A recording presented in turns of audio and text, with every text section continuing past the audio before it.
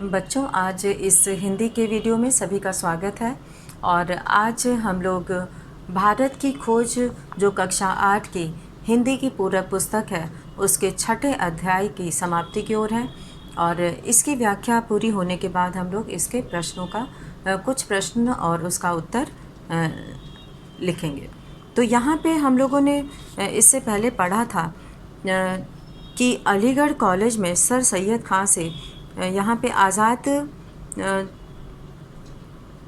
भारत में वर्ष 1912 में भारत में मुस्लिम दिमाग के विकास की दृष्टि से उल्लेखनीय है। उस साल 2 नए साप्ताहिक निकालने शुरू हुए थे, अखबार भी निकलने शुरू हो गए थे, समाचार पत्र, जिसमें कि उर्दू में अल हिलाल और अंग्रेज़ी में द कॉमरेड जो है। ये अल हिलाल का आरंभ अबुल कलाम आज़ाद ने किया, जो कांग्रेस के वर्तमान सभापति थे। और ये 24 वर्ष के प्रतिभाशाली नवयुवक थे जो 15 से 20 वर्ष की आयु में ही अपने अरबी और फ़ारसी के ज्ञान और गहन अध्ययन के लिए प्रसिद्ध हो गए थे। इसके साथ उन्होंने बाहर की इस्लामी दुनिया के बारे में जानकारी हासिल की और उन सुधारवादी आंदोलनों के बारे में भी जो वहाँ चल रहे थे। उन्होंने धर्म ग्रंथों की व्याख्या बुद्धिवादी दृष्टिकोण से की। वे इस्लामी देशों में किसी भी अन्य भारतीय मुसलमान की अपेक्षा अधिक प्रसिद्ध हुए। उनका दृष्टिकोण अधिक उदार और तर्कसंगत था। इस कारण वे पुराने नेताओं के सामंती संकीर्ण धार्मिकता और अलगाववादी दृष्टिकोण से दूर थे। अपने इसी दृष्टिकोण के कारण वे अनिवार्य रूप से भारतीय राष्ट्रवादी थे। आज़ाद की शैली में उत्तेजना और तेजस्विता थी, गो कि कभी कभी वह फारसी पृष्ठभूमि के कारण कुछ कठिन प्रतीत होती थी। नए विचारों के लिए उन्होंने नई शब्दावली का प्रयोग किया और उर्दू भाषा जैसी आज है उसे यह रूप देने में उनका निश्चित योगदान था। उनमें मध्ययुगीन पंडिताऊपन, 18वीं शताब्दी की तार्किकता और आधुनिक दृष्टिकोण का विचित्र मेल था। यानी कि वे पुराने, नए और बीच के सभी का जो है वो उनको ज्ञान था और सभी के बारे में वो अपने विचार रखते थे। अलीगढ़ कॉलेज में सर सैयद खां से उनका संबंध रहा था, लेकिन अलीगढ़ कॉलेज की परंपरा अलग थी और राजनीतिक और सामाजिक दोनों दृष्टियों से वे रूढ़िवादी थे। अपने विद्यार्थियों के सामने वे जो मुख्य लक्ष्य रखते थे वह था निचले दर्जे की सरकारी नौकरी में प्रवेश करना। इसके लिए सरकार समर्थक रवैया अनिवार्य था और राष्ट्रवाद और विद्रोह के लिए कोई गुंजाइश नहीं थी।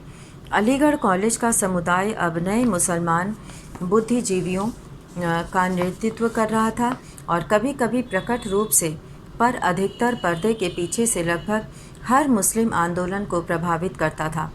मुस्लिम लीग की स्थापना मुख्य रूप से इन्हीं लोगों के प्रयास से हुई। अबुल कलाम आज़ाद ने इस पुरातनपंथी और राष्ट्र विरोधी भावना के गढ़ पर हमला किया। यह काम उन्होंने ऐसे विचारों के प्रसार से किया जिन्होंने अलीगढ़ परंपरा की जड़ ही खोद दी। इस युवा लेखक और पत्रकार ने मुस्लिम बुद्धिजीवी समुदाय में सनसनी पैदा की। यद्यपि बुजुर्गों ने उन पर भौहें चढ़ाईं, पर युवा पीढ़ी के दिमाग में उनके शब्दों ने उत्तेजना पैदा कर दी।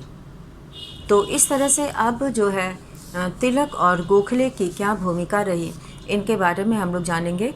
तो नेशनल कांग्रेस, जिसकी स्थापना सन 1885 में हुई थी, जब प्रौढ़ हुई तो एक नए ढंग का नेतृत्व सामने आया। ये लोग अधिक आक्रामक और अवज्ञाकारी थे। अवज्ञाकारी यानी ये अपने ही जो है अनुसार चलते थे और बड़ी संख्या में निम्न मध्य वर्ग, विद्यार्थी और युवा लोगों के प्रतिनिधि थे। बंगाल विभाजन के विरोध में जो शक्तिशाली आंदोलन हुआ था उसमें इस प्रकार के कई योग्य और ओजस्वी नेता उभर कर आए, लेकिन इसके सच्चे प्रतीक महाराष्ट्र के बाल गंगाधर तिलक थे। पुराने नेतृत्व के प्रतिनिधि भी कम उम्र के मराठा सज्जन गोपाल कृष्ण गोखले थे। क्रांतिकारी नारे हवा में गूंज रहे थे और संघर्ष अनिवार्य था। इस संघर्ष को बचाने के लिए कांग्रेस के बुजुर्ग नेता दादा भाई नौरोजी, जिन्हें राष्ट्रपिता समझा जाता था, अपने अवकाश प्राप्त जीवन से वापस लाए गए। बचाव थोड़े ही दिन के लिए हुआ और 1907 में संघर्ष फिर हुआ, जिसमें पुराने उदार दल की जीत हुई। पर इसमें संदेह नहीं कि राजनीतिक दृष्टि से सजग भारत की बहुसंख्यक जनता तिलक और उनके समुदाय के पक्ष में थी। कांग्रेस का महत्व काफ़ी कुछ घट गया था और बंगाल में हिंसक गतिविधियां सामने आ रही थीं। तो इस तरह से जो है भारत में राजनीतिक परिवर्तन और यहाँ के वातावरण में जो परिवर्तन आ रहा था, वो सब जो है परिस्थितियाँ इस तरह की बनती जा रही थी कि समय की मांग को देखते हुए, समय के अनुसार जो है सबको अपने विचारों को बदलना ज़रूरी था और माहौल को समझना बहुत ज़रूरी था कि हमें भारत को बचाने के लिए किस चीज़ की आवश्यकता है। तो इससे जो है बंगाल में भी बहुत सारी हिंसक घटनाएं हो रही थी और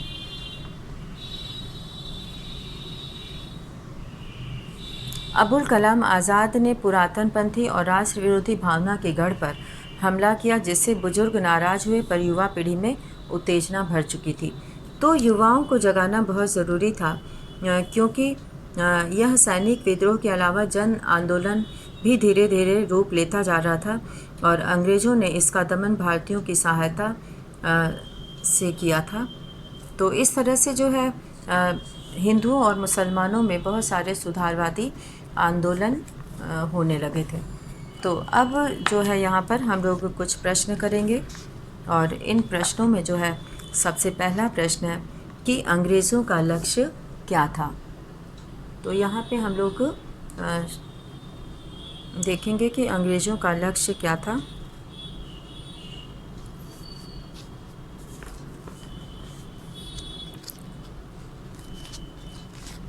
अंतिम दौर जो है वो एक, यहाँ पर छठा अध्याय जो है अंतिम दौर एक के अंतर्गत हम लोग प्रश्न करेंगे।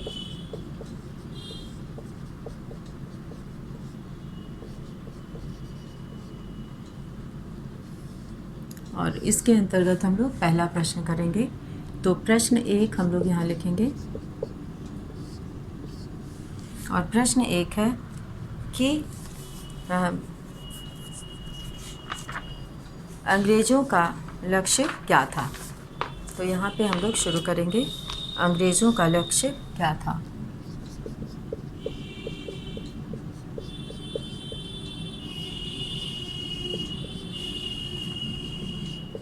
अंग्रेज़ों का लक्ष्य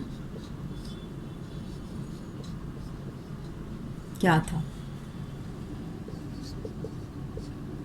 यहाँ पर हम लोग लिखेंगे कि अंग्रेज़ों का लक्ष्य था लगान के रूप में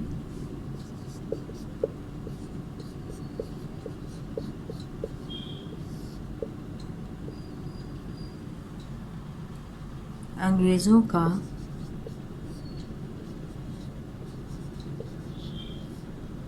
लक्ष्य था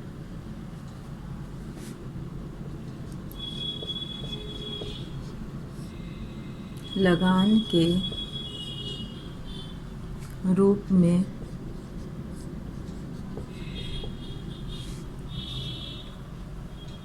भारतीयों से अधिक मात्रा में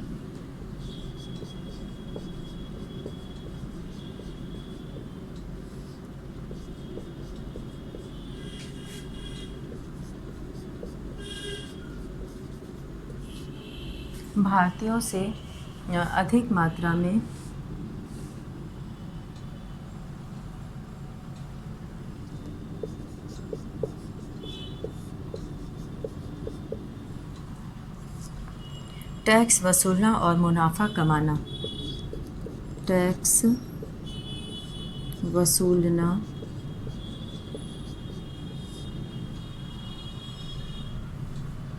और मुनाफा कमाना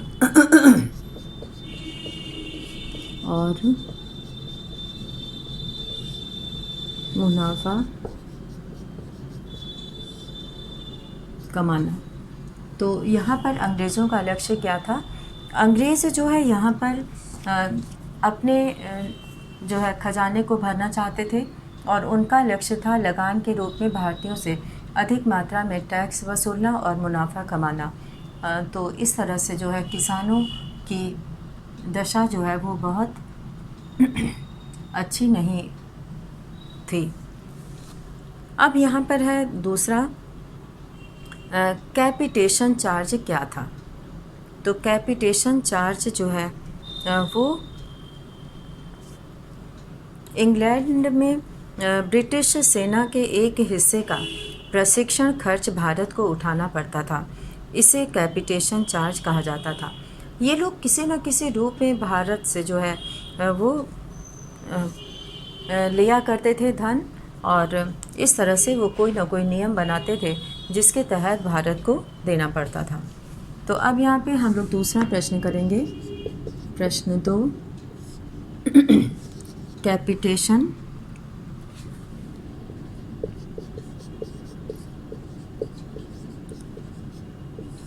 कैपिटेशन चार्ज कैपिटेशन चार्ज क्या था।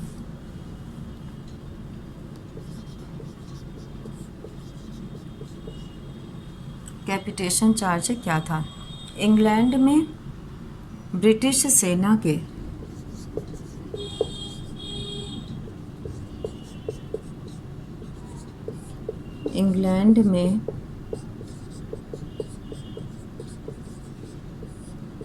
ब्रिटिश सेना के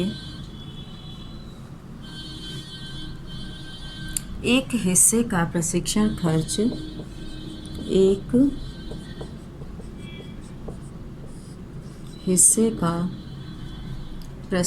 खर्च जो उनको ट्रेनिंग दी जाती थी सेना को, उसका खर्च, प्रशिक्षण खर्च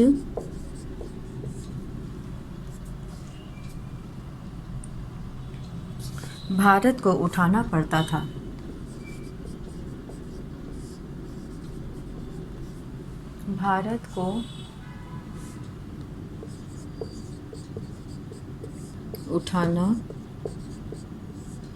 था। इसे कैपिटेशन चार्ज कहा जाता था। इसे कैपिटेशन चार्ज कहा जाता था।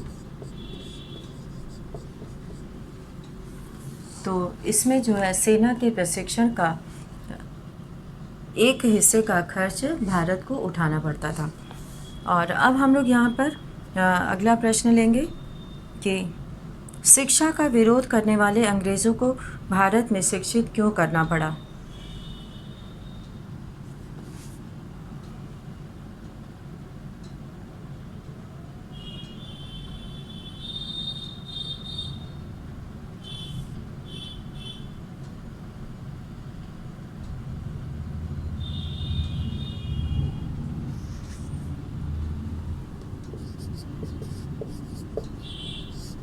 प्रश्न 3 हम लोग यहाँ पे करेंगे।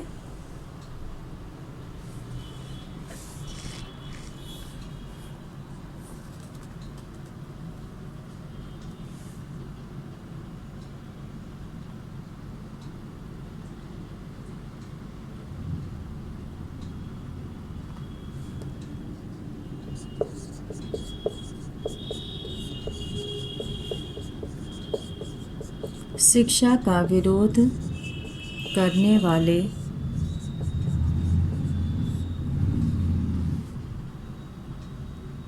अंग्रेज़ों को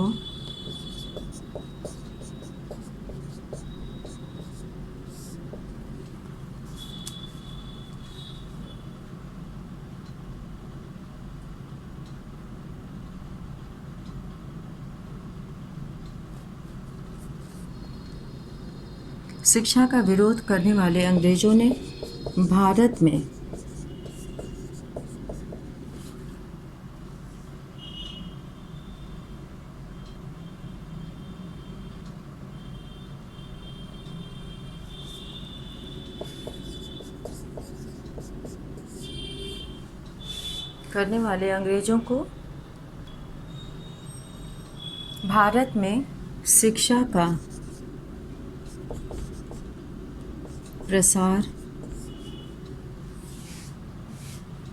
भारत में शिक्षा का प्रसार क्यों किया।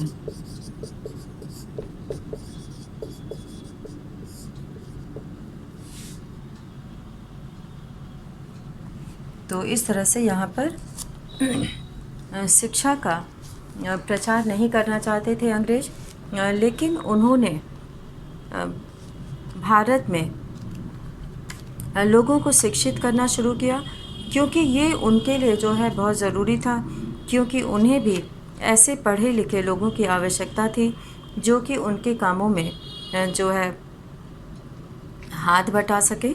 और इसीलिए उन्होंने जो है ऐसे देश में जहाँ कि वो नहीं चाहते थे कि वे शिक्षित हों, लेकिन उन्होंने शिक्षा का प्रचार किया। तो इस तरह से उन्होंने शिक्षा का प्रसार करते हुए अपने लिए क्लर्क तैयार किए। तो यहाँ पर हम लोग इसका उत्तर करेंगे। प्रश्न उत्तर 3, अंग्रेज शिक्षा के प्रचार को नापसंद करते थे। भारत में अंग्रेजों द्वारा भारत में शिक्षा का प्रचार प्रसार करना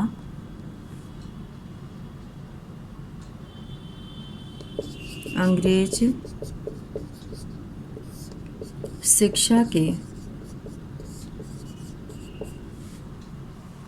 प्रचार को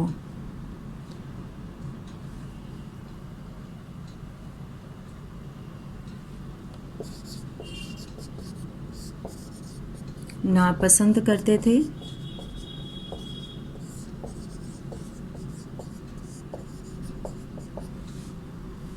फिर भी भारत में पाश्चात्य संस्कृति को फैलाना चाहते थे। फिर भी भारत में शिक्षा का प्रचार प्रसार करना, फिर भी भारत में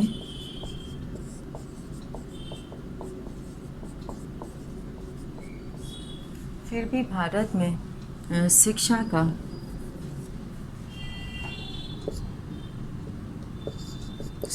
का प्रचार प्रसार करना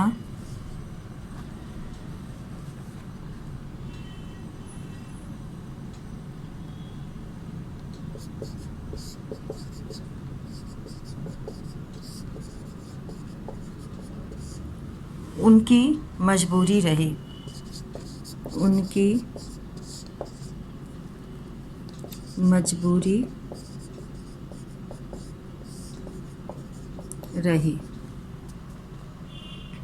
वे भारत में पाश्चात्य संस्कृति को, उन्हें अपने कार्यों के लिए क्लर्क भी तैयार करना था। उन्हें अपने कार्यों के लिए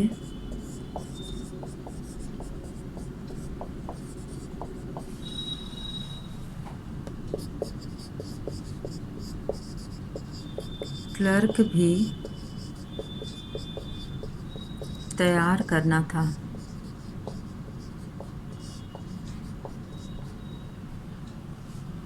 और अब यहाँ पर हम लोग अगला प्रश्न लिखेंगे कि सती प्रथा क्या था, इसे रोकने के लिए राजा राम मोहन राय ने क्या किया। तो यहाँ पर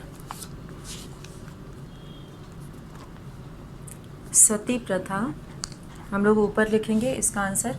ये सभी प्रश्न लिखकर बच्चे इसे पूरा करेंगे।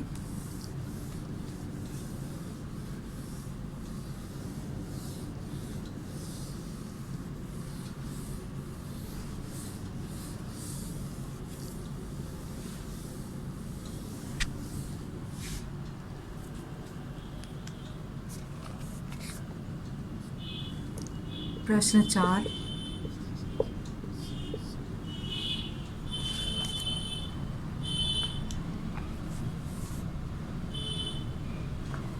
सती प्रथा क्या थी।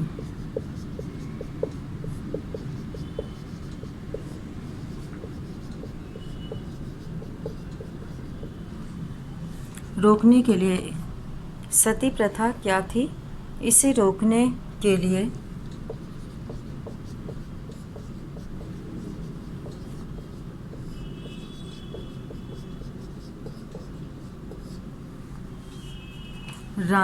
राम मोहन राय ने, इसे रोकने के लिए राजा राम मोहन राय ने क्या किया।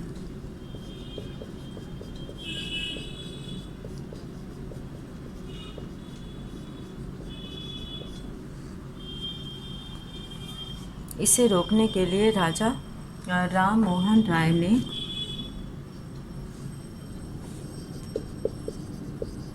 क्या किया?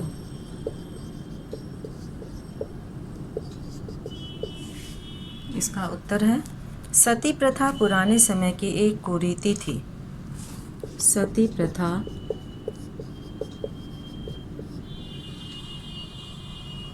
प्रथा पुराने समय की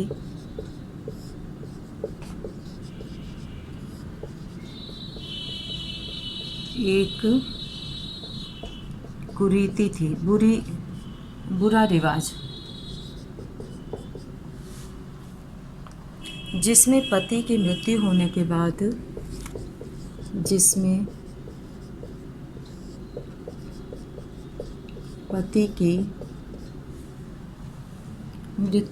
के बाद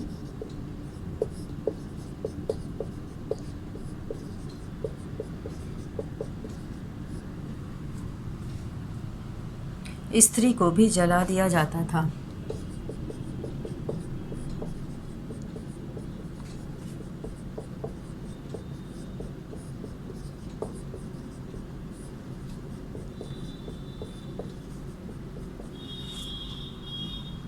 राजा राम मोहन राय ने अंग्रेजों की सहायता से कानून बनाकर इस प्रथा का अंत किया। राजा राम मोहन राय ने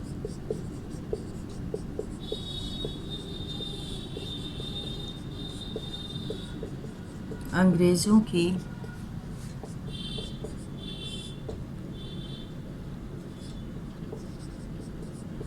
सहायता से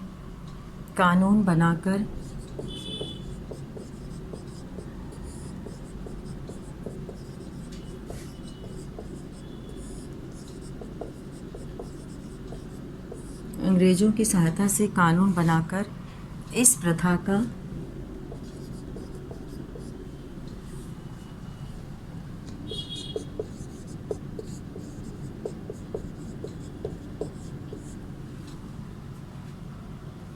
अंत किया। इस प्रथा को समाप्त किया।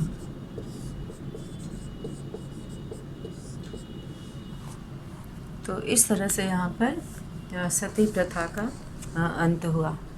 और अब जो अगला प्रश्न है, अगले प्रश्न में हम लोग यहाँ पर सर सैयद अहमद खान ने अलीगढ़ कॉलेज की स्थापना किस उद्देश्य से की थी?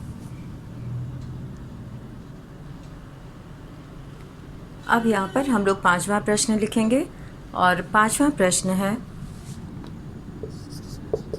प्रश्न 5, सर सैयद अहमद खान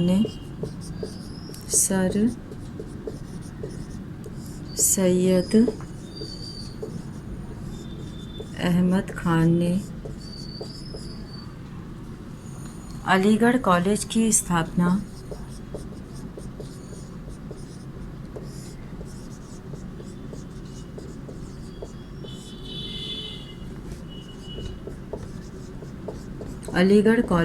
स्थापना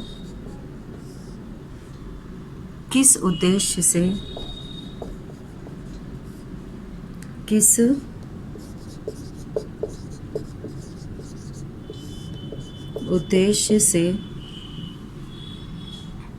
की?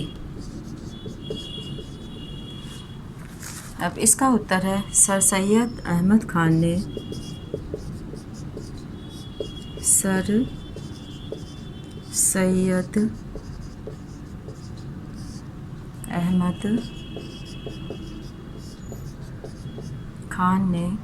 अलीगढ़ कॉलेज की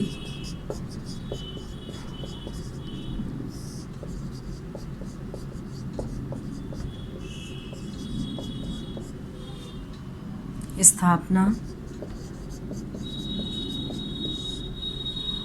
इस उद्देश्य से की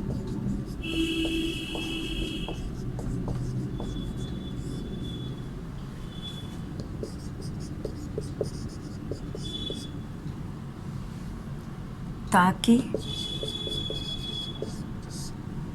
भारतीय भारतीय मुसलमान शिक्षा ग्रहण कर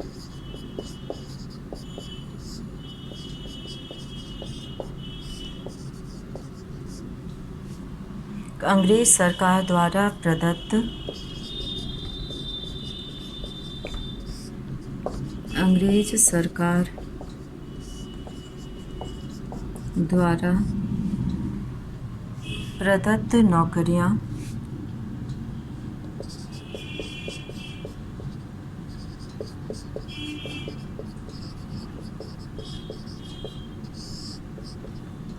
प्राप्त कर सकें।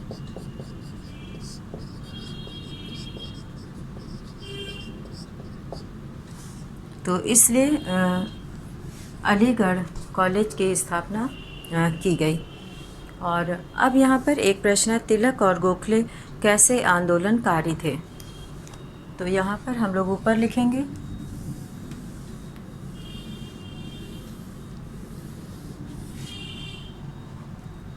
प्रश्न 6, तिलक और गोखले कैसे आंदोलनकारी थे? कैसे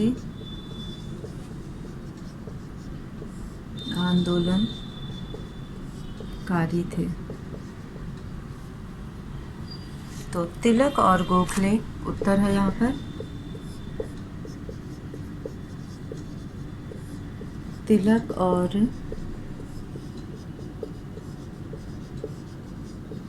गोखले आक्रामक और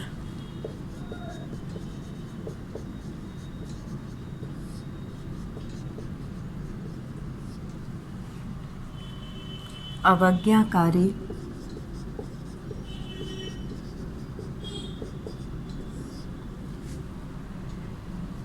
विचारधारा वाले थे।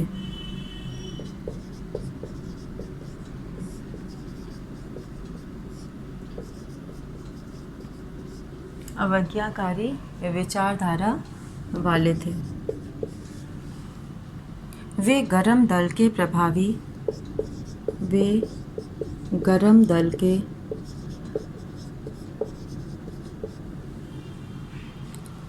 आंदोलनकारी थे। प्रभावी आंदोलनकारी थे।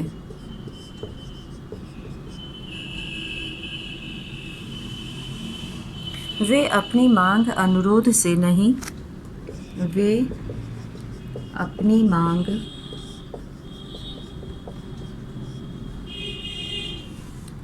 अनुरोध से नहीं,